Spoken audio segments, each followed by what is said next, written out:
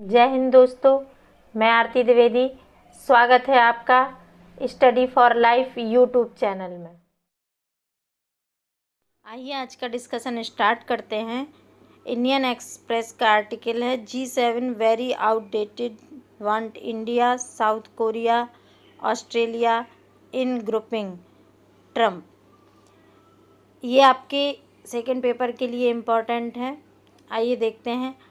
अमेरिकी राष्ट्रपति Donald Trump ने G7 को पुराना समूह बताते हुए इसमें भारत, ऑस्ट्रेलिया, दक्षिण कोरिया और रूस को भी शामिल करने की बात कही है।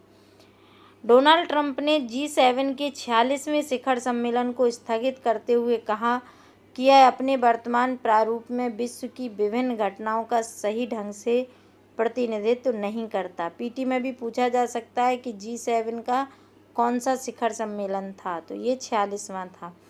उल्लेखनीय है 46वें शिखर सम्मेलन का आयोजन अमेरिका के कैंप डेविड में होना था। बीते वर्ष 45वां G7 शिखर सम्मेलन 24 से 26 अगस्त को फ्रांस के वियार्तिज में आयोजित किया गया था, जिसमें प्रधानमंत्री नरेंद्र मोदी ने एक विशेष अतिथि के रूप में भाग लिया था। डोनाल्ड ट्रंप के अनुसार इस समूह को G10 अथवा G11 कहा जा सकता है। G10 अथवा G11 कहा जा सकता है। G7 समूह का अर्थ क्या है? G7 अर्थात ग्रुप ऑफ 7। ये France, Germany, Italy, United kingdom, Japan, संयुक्त राज्य अमेरिका और कनाडा जैसे देशों का एक समूह है। यह एक अंतर सरकारी संगठन है जिसे वर्ष 1975 में उस समय की शीर्ष अर्थव्यवस्थाओं द्वारा विश्व के विभिन्न मुद्दों पर चर्चा करने के लिए अनौपचारिक मंच के रूप में गठित किया गया था। कनाडा वर्ष 1976 में और यूरोपीय संघ इसमें वर्ष 1977 में इस समूह में शामिल हुआ। कनाडा 76 में और यूरोपीय संघ 77 में इस समूह में शामिल हुआ। आर्थिक मुद्दों पर चर्चा करने के लिए अमेरिका तथा उसके सहयोगियों द्वारा एक प्रयास के रूप में गठित G7 समूह दशकों से वैश्विक समाज के समक्ष मौजूदा विभिन्न चुनौतियों जैसे वित्तीय संकट, आतंकवाद, हथियारों पर नियंत्रण और मादक पदार्थों की तस्करी आदि पर विमर्श कर रहा है। वर्ष 1997 में रूस के इस समूह में शामिल होने के बाद कई वर्षों तक G7 को G8 के रूप में जाना जाता था। हालांकि वर्ष 2014 में रूस को क्रीमिया विवाद के बाद समूह से निष्कासित कर दिए जाने के पश्चात समूह को एक बार पुनः G7 कहा जाने लगा। G7 देशों के राष्ट्राध्यक्ष वार्षिक शिखर सम्मेलन में मिलते हैं, जिसकी अध्यक्षता सदस्य देशों के नेताओं द्वारा एक रोटेशनल बेसिस पर की जाती है। उल्लेखनीय है कि G7 का कोई भी औपचारिक संविधान या एक निर्धारित मुख्यालय नहीं है। ध्यान रखना, G7 का कोई भी औपचारिक संविधान या एक निर्धारित मुख्यालय नहीं है। पूछा जा सकता है पीटी में। इसलिए वार्षिक शिखर सम्मेलन के दौरान समूह द्वारा लिए गए निर्णय गैर बाध्यकारी होते हैं। वर्ष 2016 में राष्ट्रपति के तौर पर अपने चुनाव के बाद से ही डोनाल्ड ट्रंप विभिन्न अवसरों पर रूस के वैश्विक रणनीतिक महत्व को देखते हुए उसे पुनः समूह में शामिल करने की बात पर जोर दे रहे हैं। G7 और G20 समूह में अंतर। G20 समूह देशों का एक बड़ा समूह है जिसमें G7 समूह के सदस्य भी शामिल हैं। G20 समूह का गठन 1999 में वैश्विक आर्थिक चिंताओं से निपटने हेतु अधिक देशों के साथ एक मंच पर लाने के उद्देश्य से किया गया था। समग्र रूप से G20 समूह वैश्विक अर्थव्यवस्था के तकरीबन 80% हिस्से का प्रतिनिधित्व करता है। G7 के विपरीत, जो वैश्विक समुदाय से संबंधित विभिन्न मुद्दों पर चर्चा करता है, G20 में केवल वैश्विक अर्थव्यवस्था और वित्तीय बाजारों से संबंधित मुद्दों पर विचार विमर्श किया जा सकता है। ध्यान रखना, G7 में अर्थव्यवस्था के अलावा वैश्विक अन्य मुद्दों पर भी चर्चा होती है, लेकिन G20 में केवल अर्थव्यवस्था और वित्तीय बाजारों से संबंधित मुद्दों पर विचार विमर्श किया जाता है।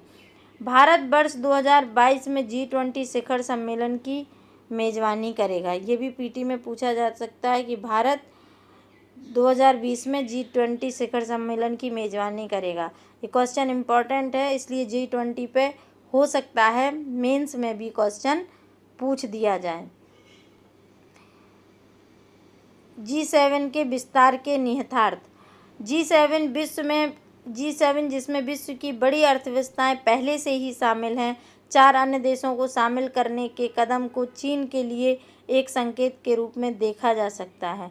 अमेरिकी राष्ट्रपति का यह निर्णय ऐसे समय में आया है जब अमेरिका और चीन के संबंधों में विभिन्न मुद्दों पर तनाव बना हुआ है, जिसमें हांगकांग की स्वायत्तता, ताइवान, कोविड-19 की उत्पत्ति, दक्षिण चीन सागर में तनाव और व्यापार जैसे विभिन्न पहलू शामिल हैं।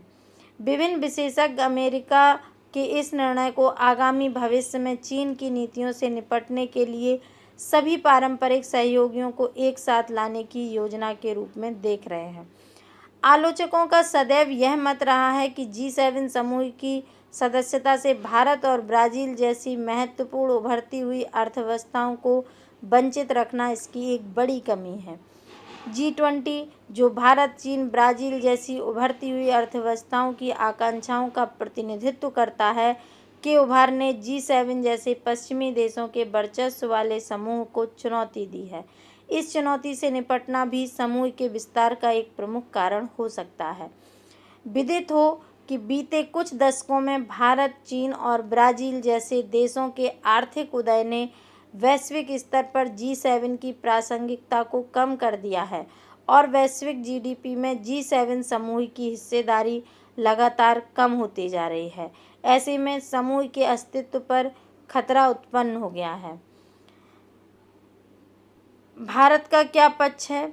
वर्ष 2019 में आयोजित 45वें G7 शिखर सम्मेलन में फ्रांस के राष्ट्रपति ने लोकतंत्रात्मक व्यवस्था को बढ़ावा देने और महत्वपूर्ण क्षेत्रीय प्रभाव रखने वाले 4 भागीदार देश ऑस्ट्रेलिया, चिली, भारत और दक्षिण अफ्रीका और 5 अफ्रीकी भागीदारों बुर्किना फासो, सेनेगल, रवांडा, दक्षिण अफ्रीका और अफ्रीकी संघ आयोग के अध्यक्ष तथा नागरिक समाज के प्रतिनिधियों को इस सम्मेलन में आमंत्रित किया था। पूर्व प्रधानमंत्री मनमोहन सिंह के शासनकाल के दौरान भारत ने 5 बार G7 यानी कि जब G8 हुआ करता था में भाग लिया था। उल्लेखनीय है कि भारत लंबे समय से वैश्विक स्तर पर भू राजनीतिक वास्तविकताओं को प्रतिबिंबित करने के लिए वैश्विक संस्थानों और समूहों में सुधार करने का आह्वान करता रहा है। भारत सदैव ही संयुक्त राष्ट्र जैसी संस्थानों में सुधार का पक्षधर रहा है। ऐसे में यदि भारत G7 समूह का हिस्सा बनता है तो उसे वैश्विक स्तर पर एक नई पहचान प्राप्त करने में मदद मिलेगी। ये था आज का आर्टिकल। अब देखते हैं मैप। तो आज अंडमान निकोबार दिखाते हैं। ये उत्तरी अंडमान है और ये मध्य अंडमान है जो भारत का सबसे बड़ा द्वीप है। फिर दक्षिणी अंडमान है। दक्षिणी अंडमान में ही जो पोर्ट ब्लेयर राजधानी है वो दक्षिणी अंडमान में है। इसके बाद छोटा अंडमान है जिसे लिटिल अंडमान भी कहते हैं। लिटिल अंडमान और कार निकोबार के बीच 10 डिग्री चैनल है। लिटिल निकोबार, इस कार निकोबार के बाद लिटिल निकोबार, उसके बाद ग्रेट निकोबार। ग्रेट निकोबार में ही इंदिरा पॉइंट है जिसे भारत का दक्षिणतम बिंदु कहा जाता है और ग्रेट निकोबार में ही कैंपबेल की खाड़ी भी है। सुभाष चंद्र बोस ने अंडमान द्वीप को शहीद द्वीप और निकोबार द्वीप को स्वराज द्वीप कहा था। किसने? सुभाष चंद्र बोस ने। भारत की जो 82.5 डिग्री ईस्ट रेखा है, देशांतर रेखा, जिसे मानक समय रेखा कहा जाता है, यह भारत के 5 राज्यों से गुजरती है।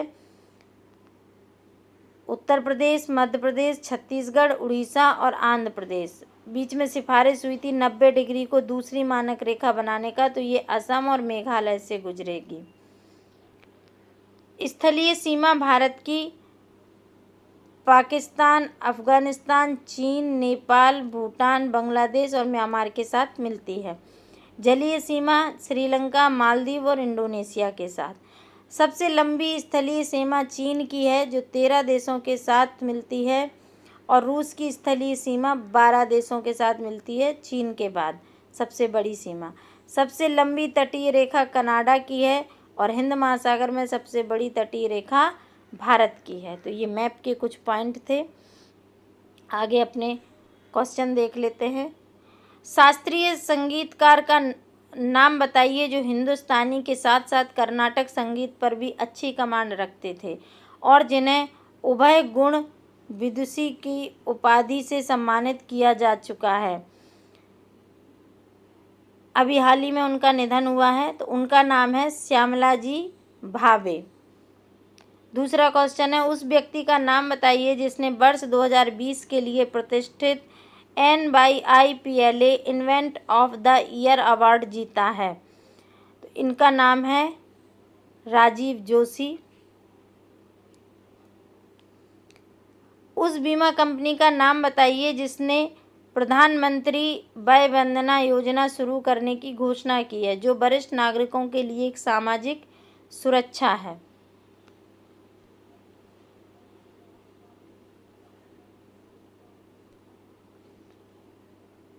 तो ये LIC है।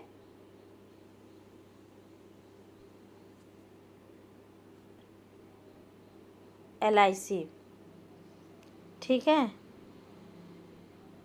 अगला है, उस भारतीय सेना अधिकारी का नाम बताइए जिसे वर्ष 2019 के लिए UN military gender advocate of the year award से सम्मानित किया गया। तो ये है मेजर सुवन गवानी। अगला क्वेश्चन है, उस व्यक्ति का नाम बताइए जिसे भारत सरकार ने नाइजर गणराज्य में भारतीय राजदूत के रूप में नियुक्त किया। तो ये हैं आपके प्रेम के नायर। इंटर मिलान के पूर्व कोच का नाम बताइए जिन्होंने 1998 में UEFA union of European football association cup महिमा में रोनाल्डो प्रेरित टीम का नेतृत्व किया था।